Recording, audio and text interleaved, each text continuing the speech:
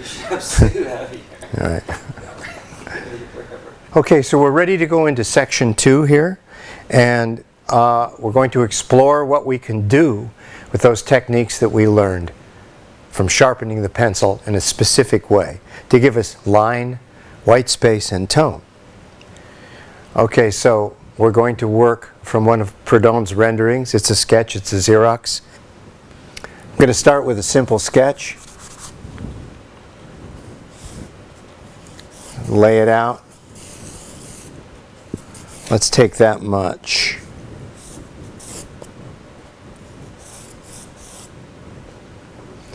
I'm going to lay this out so that you can actually see it. If I were actually doing this on my paper, I would probably do it a lot lighter and then develop and build on that. So I'm doing this so that you can actually see the opening thoughts. I want to make sure that I've got this cross axis working and that I've got the hip dropped here. One knee or one leg is obviously supporting the weight of the whole figure, and the other one therefore is relaxed. She's kind of twisting back. I can see the spine up to the head. She's kind of looking in this direction. That's not too important to what I want to describe with light and tone, but for me, always finding the right gesture and the action in the gesture first is extremely important to the choices I make with light and tone. Okay, so we'll just do this. Got the shoulder up. She's actually leaning on this, which pushes the shoulder back like that. Now that allows this whole thing in here to drape a bit and pull down. Okay, so I'm hitting some of my marks early before I start working with the light and tone. Hip, high, hip low.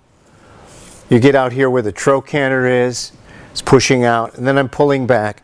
I'm just going to do a simple description of the lower leg, just like a cylinder or something. This is pulling up, notice, pulling up, and this is buckling a little bit. This is pulling up and is higher, pulling the shoulder out here. Notice that I'm doing the shoulder line, and then I'm bringing in the scapula like that. All of this is on an angle that goes back this way. So in a certain sense, this is actually going to receive light here, and this is not going to receive light. We might get some reflected light in this area. Here we go. This, down here, the obliques into the tuck of the sacrum, pulling up this way, some of the obliques in here. That's basically what we're seeing, and this is actually turning around this way, so I'm going to catch some tone in there. I'm going to be aware of that. Down, these obliques actually flow on the female figure, flow easily over the iliac crest here, down into this tuck like that. That tuck represents the gluteus medius as it meets the maximus here. Tuck, so on. This has got a little pushback to it, simply because it's the standing leg and it's got pressure, whereas this one's more relaxed. You kind of get that. So I'm just kind of laying out some of the things that I think about when I go into working with light and tone, all right? It's a kind of a preliminary thinking. Now I might do that rather quickly in my mind rather than on paper the way I'm demonstrating it here. But you get the point. I'm also thinking about volume. For instance, although I've drawn this as a shape, you'll notice that I did kind of a circle here. But that circle kind of represents the upper torso, the rib cage especially. This represents what the shoulder line is doing. And then this is kicking back. That tells me a lot about how I'm going to treat this edge, which is stretching, and this edge, which is buckling a little bit. In other words, it's under a little bit of back pressure. In other words, this is pushing, and this is pushing this way. Okay? Now, because of that, this is flowing. And because of this, we begin to see these forms do this. So I'm going to be looking for that. Also, I'm looking for this as a three-dimensional form, not just what the action is doing, but how 3 dimensions actually affects what we're looking at. So here to here. This represents the side, this represents the back. Actually, since we're going to be lighting this whole figure from this direction, I really kind of need to know that. Maybe it's more like this direction. That's probably curve is too much. Maybe like that. So notice I'm changing, I'm clarifying.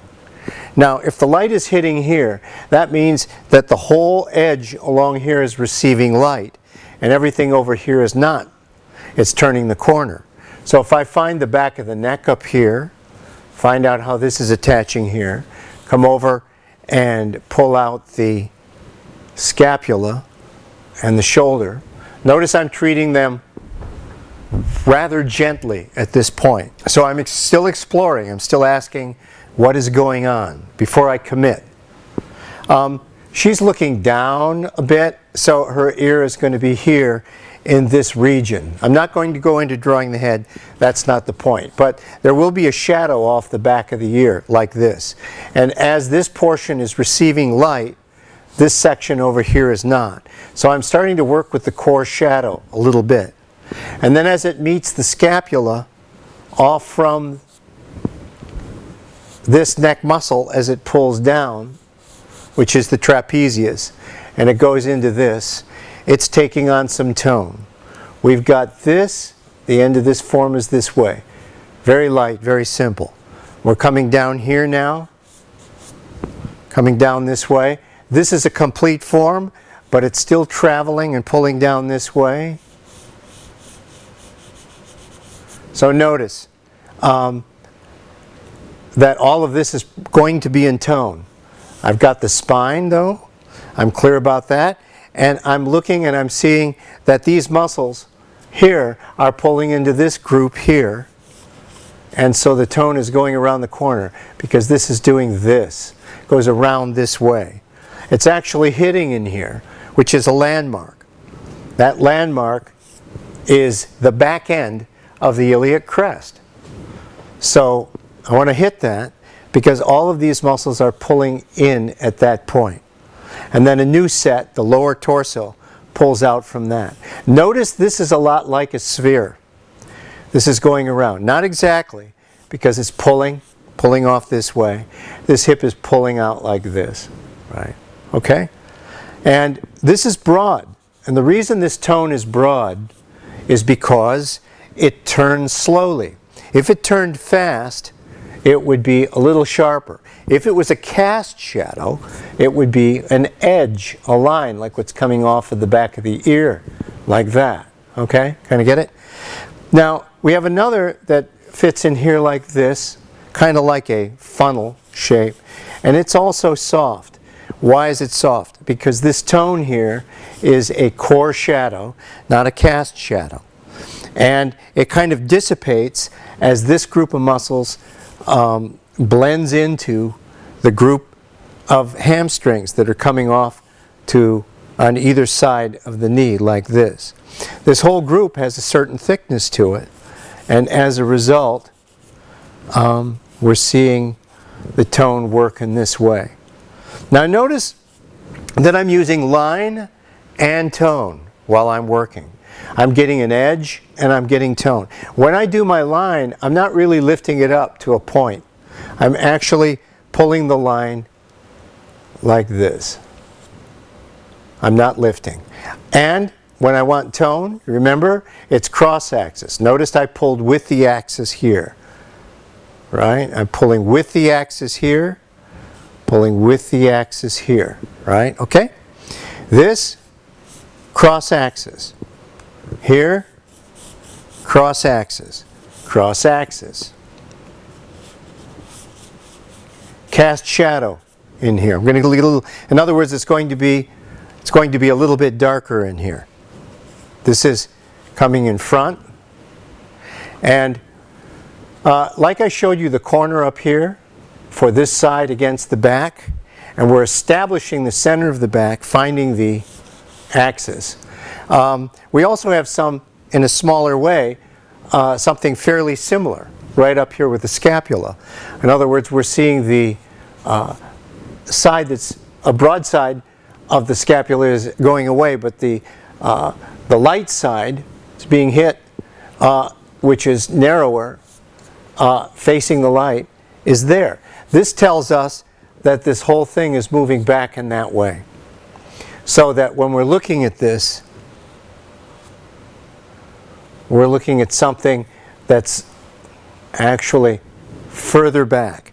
This, in other words, this section here and this section here is closer to us than this section.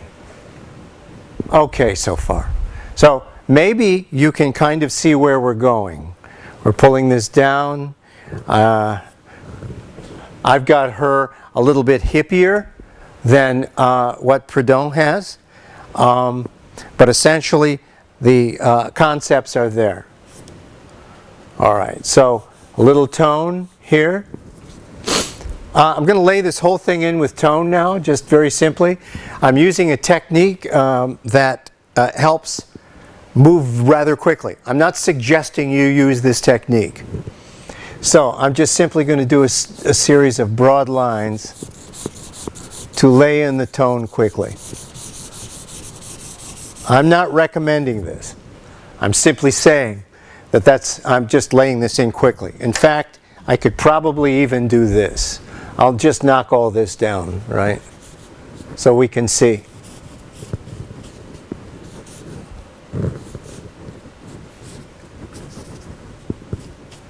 Kind of get the idea from that? Okay. That'll allow me to go back into it a little bit. Now, what's interesting is, I'll come back, is this is soft. This is soft in here. This is soft here. Why? Because it is core shadow. Core shadow is not hard-edged. This is pulling this way. It's the other side of this. There is some reflected light in here, and there's actually some tone in here. Over here we get an edge. We're seeing this softly come over the top. This is going up. She's got hair up here like this, looking down that way. So we're seeing the back of her head. And we're coming across, over.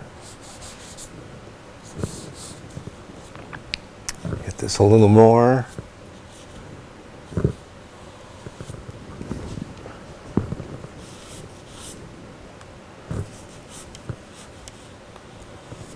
So I'm actually not rendering. I'm simply describing light and tone using the techniques that we've been discussing. All right, a little more. A little more.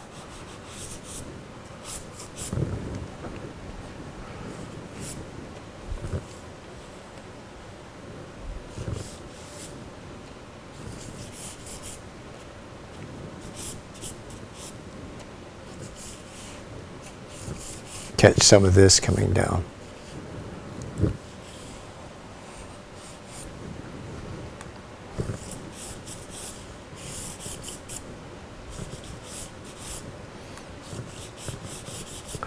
Little cast shadow in here. It's softer in the dark. Catching some tone here, some tone here, some tone here. This is turning the corner.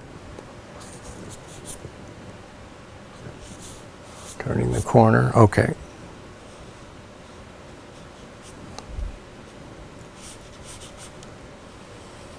Okay. Okay, so that's one aspect of this.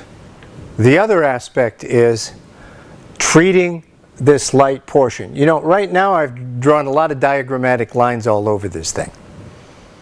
So I guess I'm asking you to ignore that for a moment. How do you treat that light side?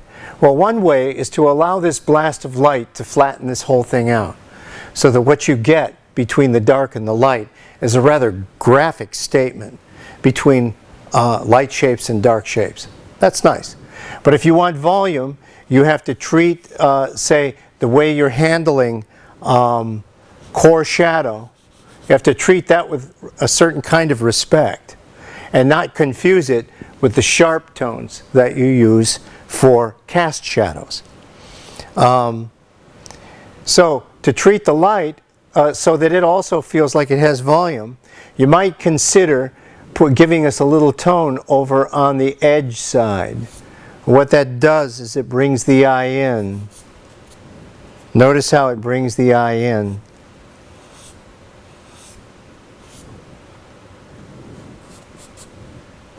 Get some shadow in here.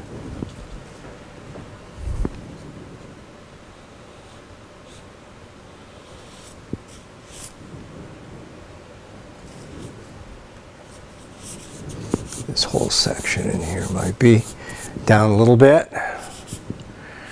Underside, picking up some tone. Might take and put a little tone on this outside edge, just a bit. And once again, it brings the eye in to the middle of the form, more into the middle of the form. Okay, I think that might be enough for us to explore further some of these ideas about light and tone and shade.